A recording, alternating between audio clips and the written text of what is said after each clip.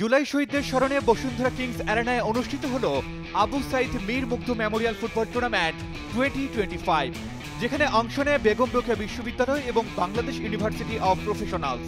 অনুষ্ঠানে প্রধান অতিথি হিসেবে উপস্থিত ছিলেন বিএনপির মহাসচিব মির্জা ফখরুল ইসলাম আলমগীর।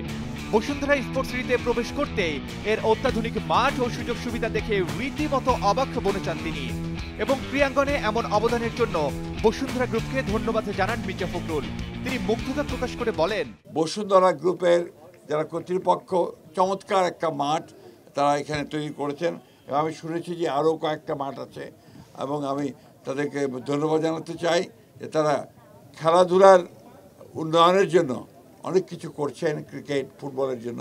আমি সেই জন্য তাদেরকে ধন্যবাদ জানাই।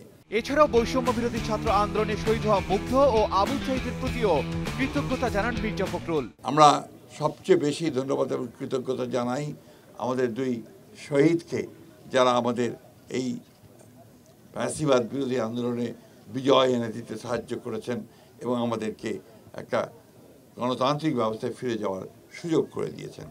আসুন আমরা সবাই সেই সাইদ, মুগ্ধ এবং সেই অগণিত শহীদ যারা আমাদের জন্য প্রাণ দিয়েছেন তাদের আত্মার মাগফিরাত কামনা করি এবং একই সঙ্গে আমরা একটা চমৎকার ফুটবল খেলা যেন ওখানে উপভোগ করতে পারি সেই আশা ব্যক্ত করে শেষ করছি।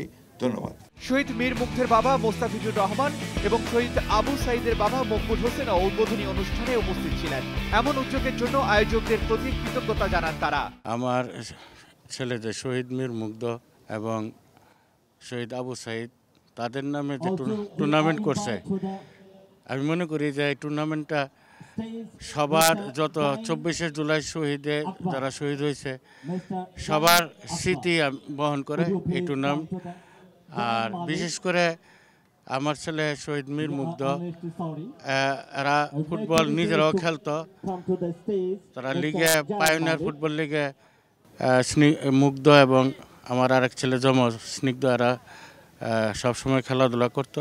আমি বসুন্ধরার এই উদ্যোগকে আমার অন্তঃস্থল থেকে সাধুবাদ জানাই। এই সমস্ত উদ্যোগের মাধ্যমে এই দেশের সমাজ, বিশেষ করে যুব সমাজকে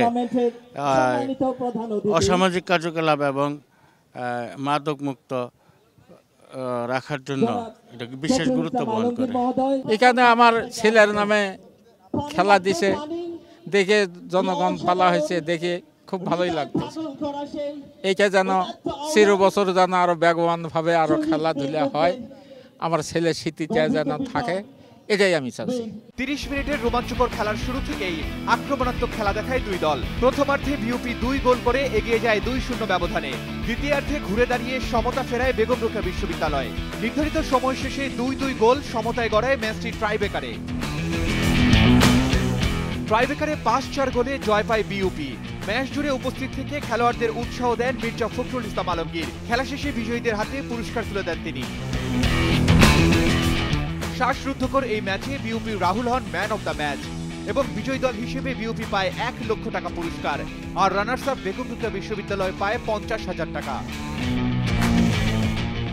শহীদদের স্মরণে আয়োজিত এই টুর্নামেন্ট শুধু ক্রীড়া প্রতিযোগিতা নয়, বরং নতুন প্রজন্মের কাছে এ যেন ত্যাগ ও দেশপ্রেমের বার্তা পৌঁছে দেওয়ার এক অনন্য উদ্যোগ। Arman Ali, daily star.